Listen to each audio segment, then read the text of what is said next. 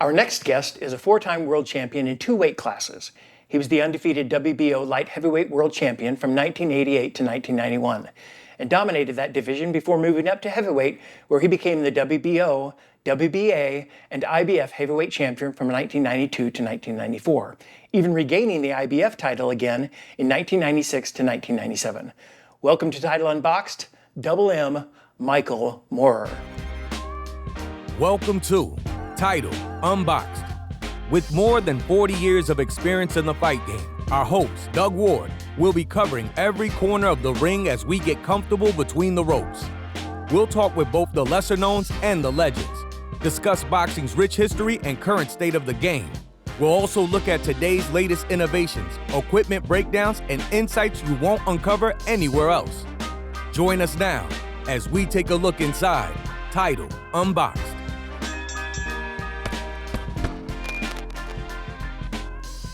Michael, welcome to Title Unboxed. It's good to see you.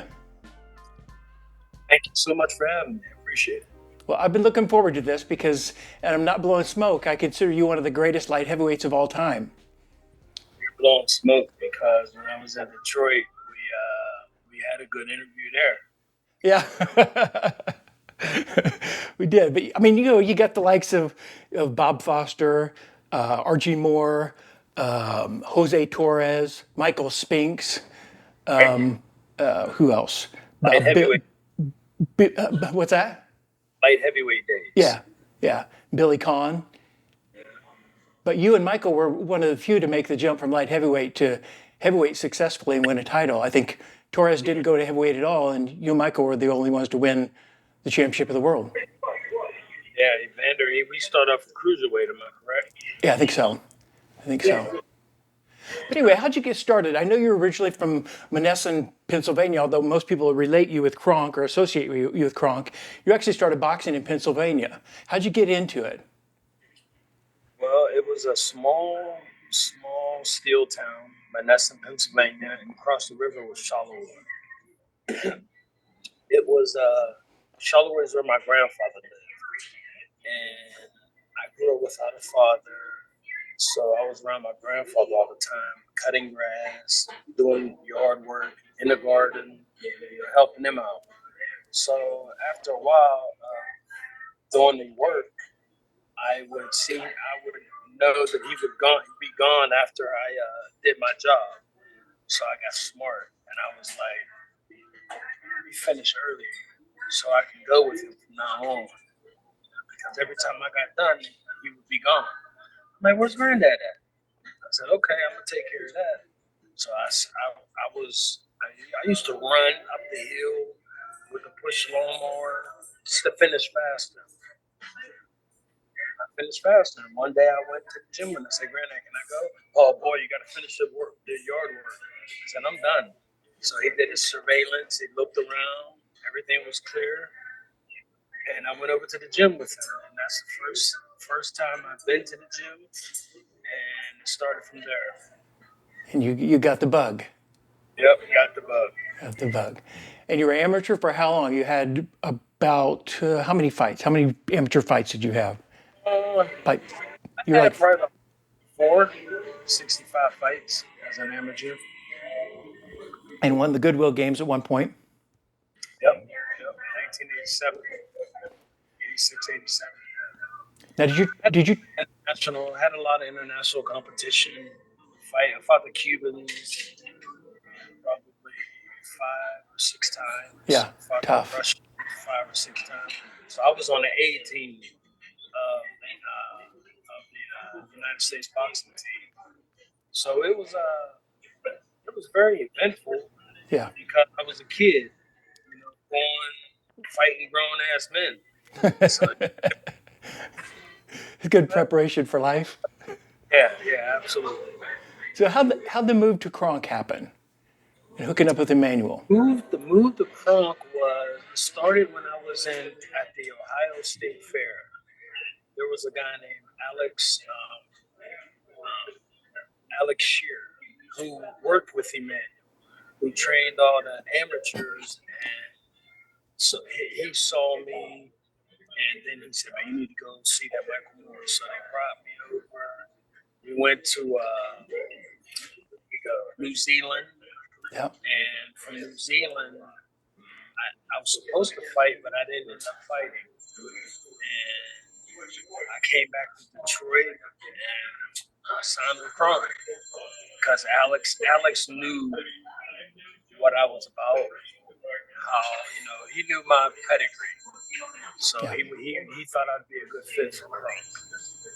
So let's talk about Emmanuel. He's a special person and a fantastic trainer. I mean, he was a student of the game. What are some of the takeaways you got from working with him through the years? Well, he treats everybody the same. He treats them as if you're a family member. He's very knowledgeable on boxing. He was very knowledgeable, and people who understood him could relate to him because he knew what he was telling you was going to be gold. Because he knew his art, his Right. craft.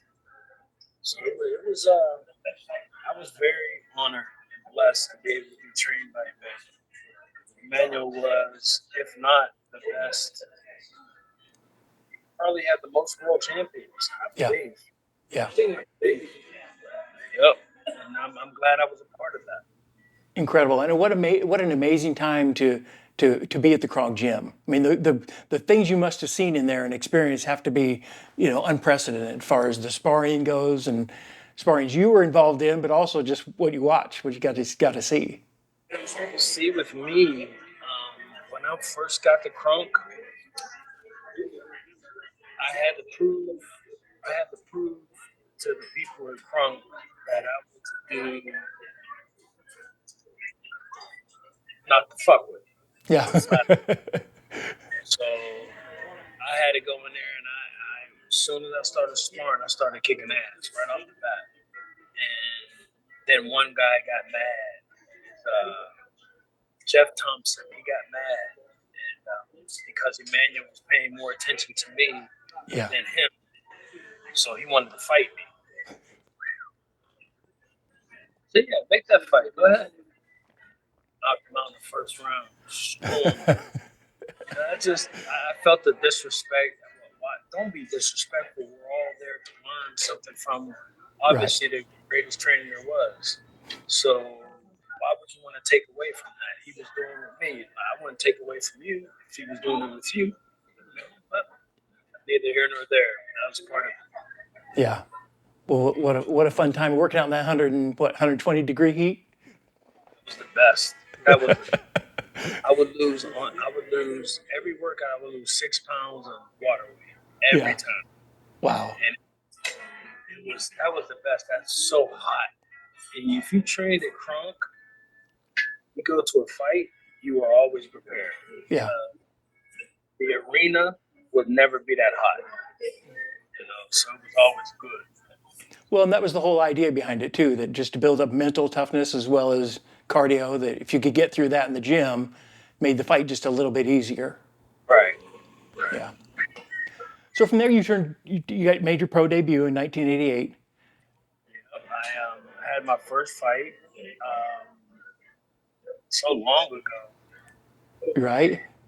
I remember when I knocked the guy out, I was just so happy and jumping around the ring, because it was my first pro fight, and I wanted it. I wanted to be the best at it. It's a good start. Yeah. And you move quickly. 12 fights into it, you're fighting for a world title. Yeah, I guess Emmanuel and Alex knew the pedigree that they had.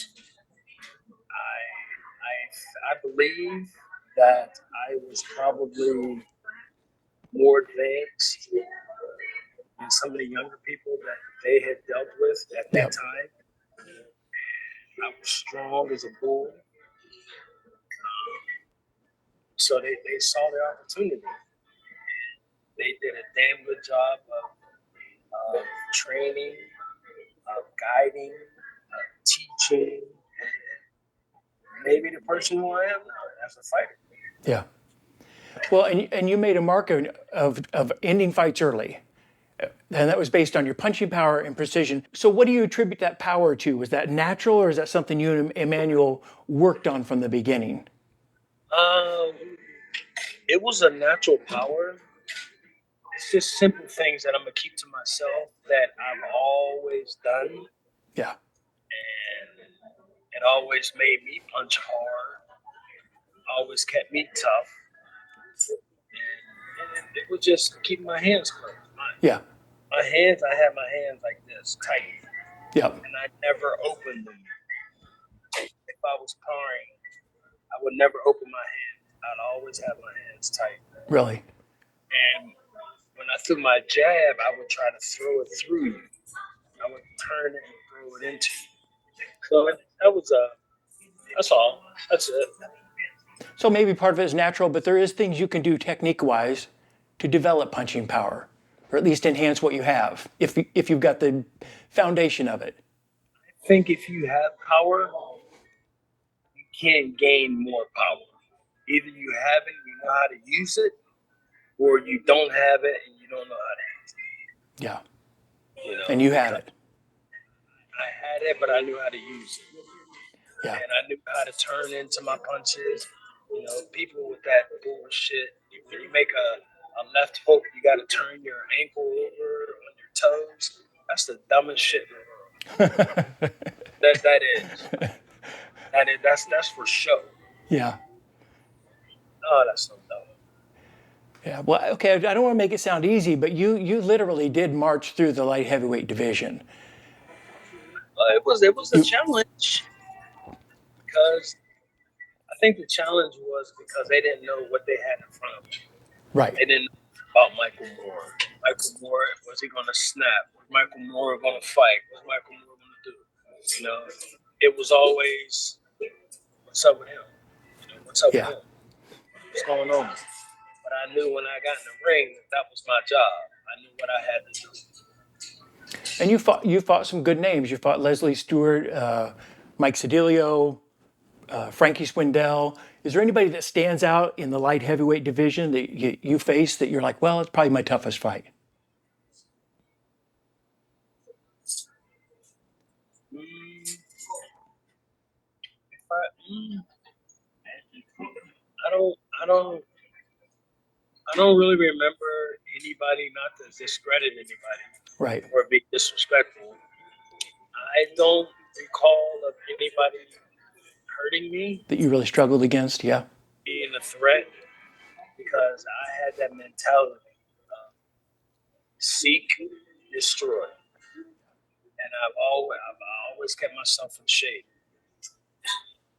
I did it the natural way. Yeah. Well, and the mental part is a big part of the game. I mean, let's talk about that. You had that mental edge because you were so laser focused. I think some of the commentators and critics at the time were like, "Well, he's uninspiring because he's not very emotional." But you were very robotic and very focused and in deep You know? concentration. Yeah, like with me, I can't allow people on the outside to dictate to me. Yeah. That's not. If you allow that, that means you're a weak person mentally. Me being a strong-minded person, if I put my mind to do anything, I can achieve that. Just like I was on pills at one time when I was had all them surgeries. Yeah. And I like they gave me oxycontin. At one time, I was taking two at a time, Wow. two at a time, Wow. and I was in pain. But the thing is, after after so many times taking it, I said to myself, I said, these pills are masking the problem. Right. Stuff like that. I said, I'm gonna smoke weed. Put no pills in my system to this day Yeah. because it was a mental thing. Pills, every pill you take is going to create another problem. Hmm. That's my mentality. Yeah. Um, Drinking, I woke up in a hallway at my buddy's house one time in California. I woke up, I'm like, in the hallway. I'm looking around, like, what the fuck? I'm like, Michael, what's wrong with you?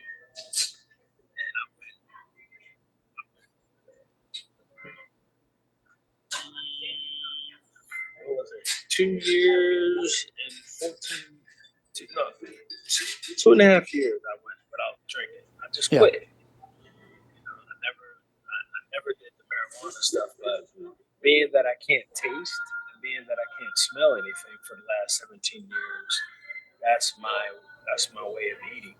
Yeah. That's how I have to eat. I have to smoke. I forgot you don't have taste or Yeah, smell. How'd that happen? I had really, really bad allergies when I moved down here. Some sinus infections and allergies. I can't taste anything or smell anything. For 17 years, I hadn't had sinus problems down here in Florida at Hmm. all. I used to, but then it went away. But last 2 years, I had bad sinus problems. And I have to get out of here. Florida, with the sinuses, Yeah. horrible. Oh, really? Horrible. Horrible. That'd be rough. So 1990 was your last fight. December 1990, you fought Danny Stonewalker, knocked him out in I think the eighth round, something like that. And then you decided to make your move to heavyweight. What sparked that decision? Was it money? Was it just it was getting difficult for you to make light heavyweight? What was your motivation to make that jump? I told excuse me. I told Emmanuel. I said, Emmanuel, I'm not losing no more weight ever again. He said, if I'm going from light heavyweight to cruiserweight, I'm bypassing the cruiserweight division because I'm not. I'm growing to being a man, and I want to not lose weight anymore. I'll be bigger, stronger. He said, okay, man, let's do it. That's it. That's it. So it was just about you felt more comfortable, a little Yes. heavier. I was, as a light heavyweight, I was walking around at 206 to 207 pounds, Oh wow, getting down to 173. that's rough. Couldn't do that.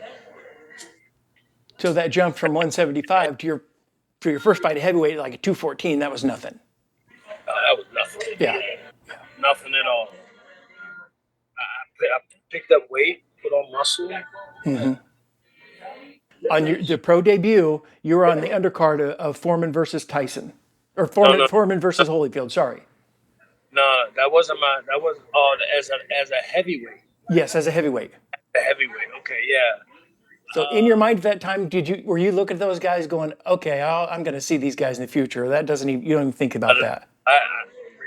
The way I trained and the way I went into a fight, I was very mental and I was subdued, secluded. I didn't want to be bothered by nobody. Let me do my thing. This is the way I fight.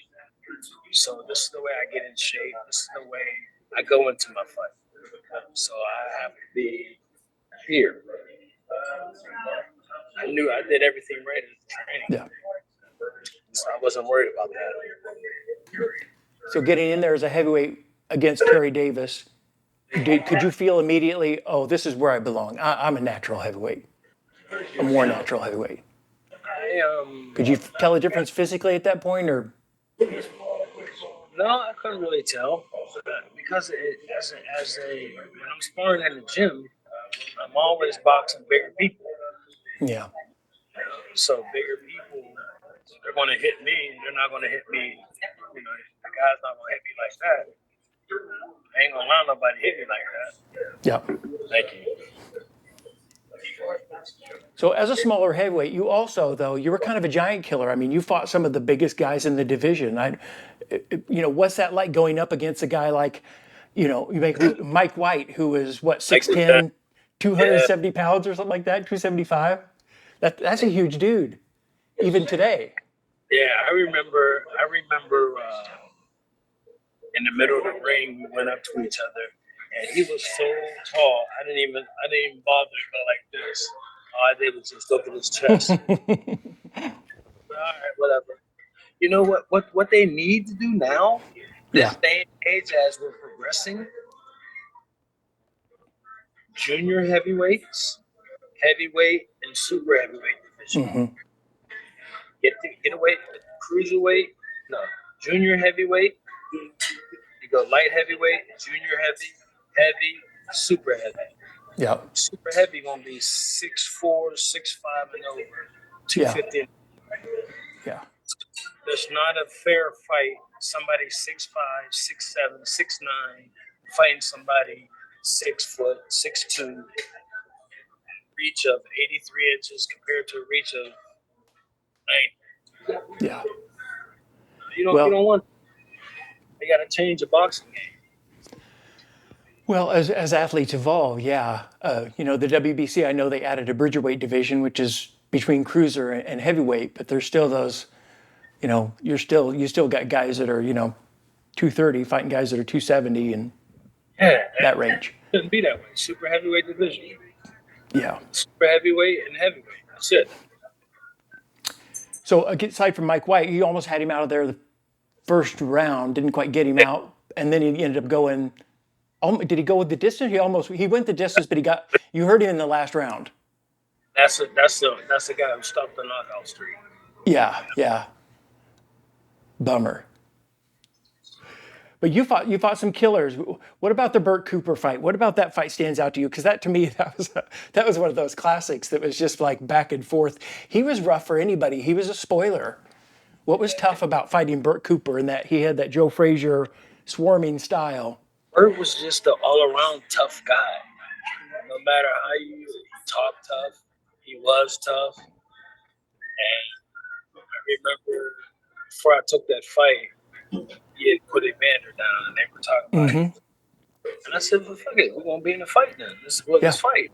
And I was ready. I knew I was in shape. So if we had to fight, we're gonna fight. I remember he hit me with a right hand. He threw the right hand, and I went down, like just bent over at the waist. Yeah. Like, man, that motherfucker hit me, and I got up. I was like, oh no. And I just came up and started whacking it, Because Alex Stewart almost had, no, not Alex. No, I was talking about Alex. We're talking about Burt. No, Burt, he had me down twice in the beginning. First in the fourth round, I think. The second knockdown hit me in the temple. I remember that. It took my equilibrium off, but I knew where I was on the rope.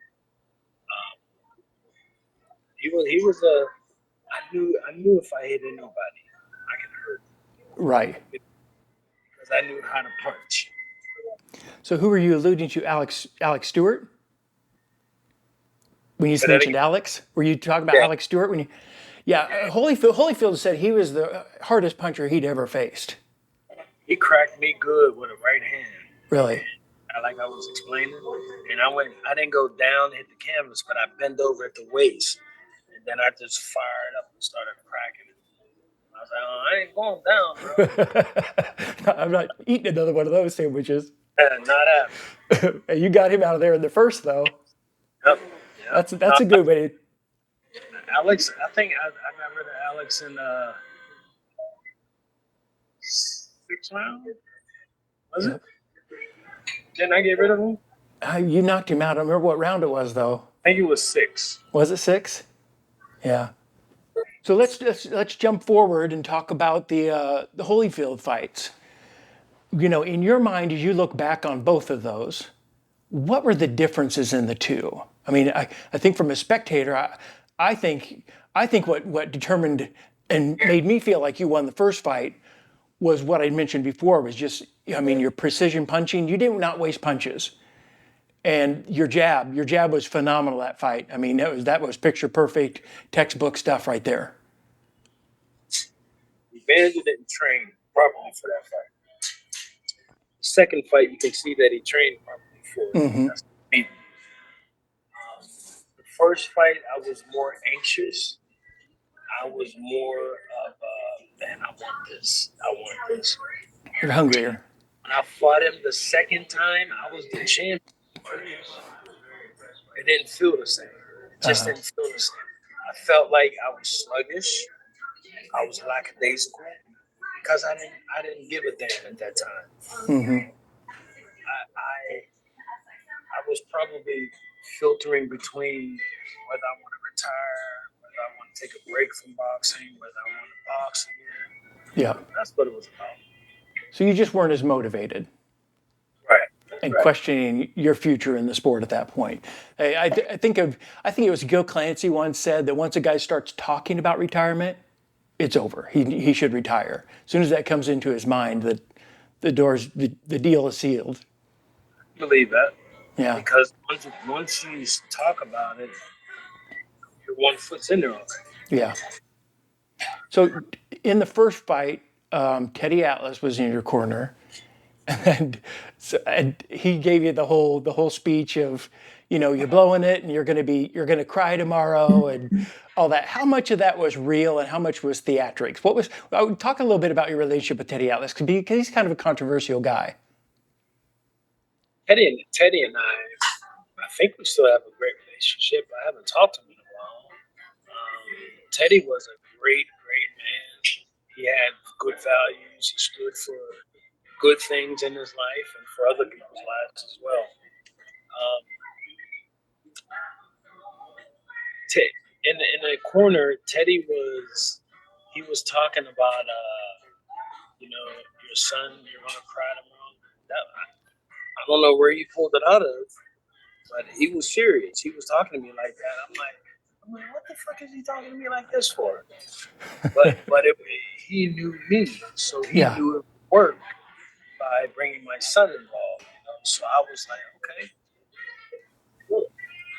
Yeah, it's kind of like the Angelo Dundee, Ray Leonard. You're blowing it, son. But that's Right, right. all Leonard needed to hear was that perfect phrase, that catchphrase that just will stick throughout history. This boxing game, honestly, if I would have known how the outcome would have been like it is now, no telling what I would. No telling. And I'm gonna speak for everybody. No telling what anybody if they would have made boxing their career. Yeah, The hard work, the stress, the fighter losing, the fighter winning, having parties and going out, running around doing all this stuff. That's a lot. yeah.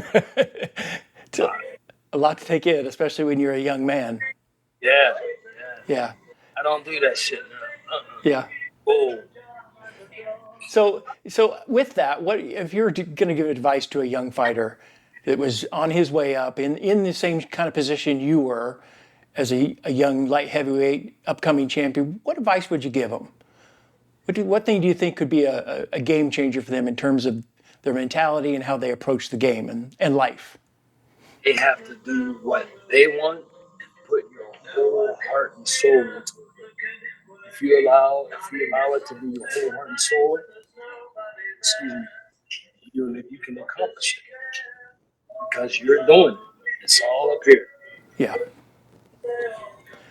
Well, I want to touch on, I don't want to dwell on it because it's such a small part of your career, and I know everybody dwells on the George Foreman fight, but I do want to talk about how you bounce back from something like that and how devastating that was. Was it as devastating as the press made it out to be and as big a thing, or was it like, it's a loss and Press, I'll take the it and press, move on? the press made it more unexpected Yeah. because it was George Foreman. He was becoming the oldest heavyweight champion. Yeah. Was a likable guy. So people on television, people in the press made it more than what it was. Me, it was a loss. That Yeah. happened in boxing, But I rebounded and came back from that and won the title again. So I say hit or miss there. Yeah. It's interesting because it's a highlight reel forever, and it's kind of like the Michael Spinks versus Mike Tyson. Michael had such a phenomenal career, but that's on the highlight reel of everything. It's like, guys, look at all the great fights he was in, how he dominated his division, and upset the heavyweight champion of the world and Larry Holmes, and that's all become secondary to that You know amazing. what I'm thinking right now? I wonder why society, boxing people, some don't like it. Because I'm not in the Hall of Fame. which is crazy. That's absolutely crazy. Unbelievable. But, mind you, I was sent a text message to ask. If they were to send photos of me, could I sign them so they can pass them out? At the Hall of Fame? Yes. Doesn't make sense to me. Yeah, that one's completely illogical. Well, what do you think it is? What do you think it is? Because critics they panned you throughout your career. When you were in light heavyweight, they were like, well, there's nobody in the division that's worthwhile beating, and that's why he's so dominant. As a heavyweight, they were like, well, he's uninspired, and he goes down, he gets knocked down too easily. He's susceptible to getting knocked out, which neither was really the case in either situation. So, what do you think it is? Why do you think they were so critical of you? Because I didn't allow people to dictate to me. They couldn't do this. Mm-hmm. That's why I'm not in the Hall of Fame, because I say I'm honest and I Right. say things that people don't want to hear, and they punish me for that, which is fine. Which I can care less. A ring and a plaque doesn't mean shit to me. Right. Well, and you were kind of low key. I mean, I guess if you were to ask me, I would say it's kind of like Andre Ward's situation. He talks about being the son of God, and he's not a big self promoter. He's a quiet guy. He goes about his business. He's like, I'll let my hands do the talking. And the press they don't always gravitate towards that, especially social media, where everything's glorified and overblown. That you summed it all up right there. Yeah. Well, okay, so and you mentioned it. Your last 6 fights, you came back, won the title, and then you retired. A lot of people, again, don't remember that that third phase of your career, I guess. But at that point, you came back, you achieved something else again, and then you gave it up. What made you finally go, this is it. I'm going to retire. I'm going out, and you stayed retired, which is also unusual. I had enough. I was like, my last fight, I went from 275. I was in Dubai. I went from 275 pounds to 219, 10 and a half weeks. Oh my gosh. Ripped. That's pain. And then I knocked the guy out. My last fight, I knocked the guy out in like 37 seconds in the first round. Yeah. Well, that's a good way to go out. Exactly. That's why I had to get in shape. Yeah. And I did it for me. I got in shape and I did everything right. And then when it was time to fight, that's what I had to do. So when you did hang it up, were you drawn? Were you constantly going, maybe I'll? No? You were never had that allure. You just got it out of your system. And out of my system. Yeah. Well, that's good. Like I say, that's a good example for all the younger athletes that just can't give it up, Right. Yep. So let's talk about what you're doing now. I know you've done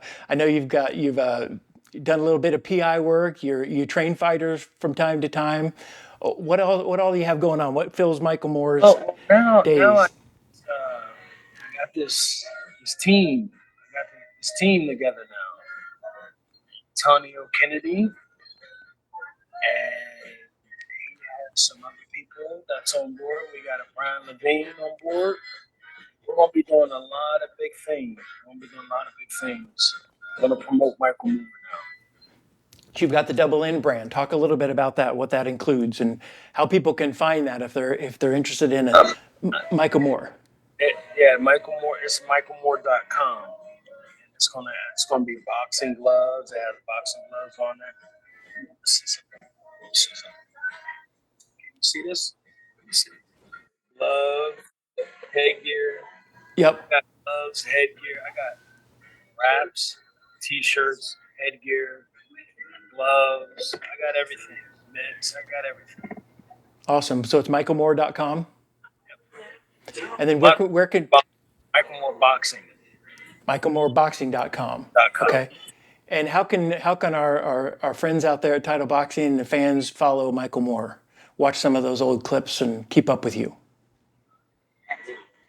Double doubleunboxing.com. Doubleunboxing.com. All right, awesome. It's Well, on Champ, as Instagram. always, say that on Instagram. Yep. Champ, again, as always, it's a pleasure talking to you. You're one of my all-time favorite fighters just because you brought it every time. I knew somebody was going out, and it was usually going to be the other guy. So I appreciate it. Thank you. appreciate that. Thanks again for all your time. You're welcome. Thanks. Take care. Thank you for watching this episode of Title Unboxed. If you're anything like me, you can never get too much boxing. So if you'd like to watch more episodes, you can find us on Spotify, Apple Podcasts, and on our Title Boxing YouTube page.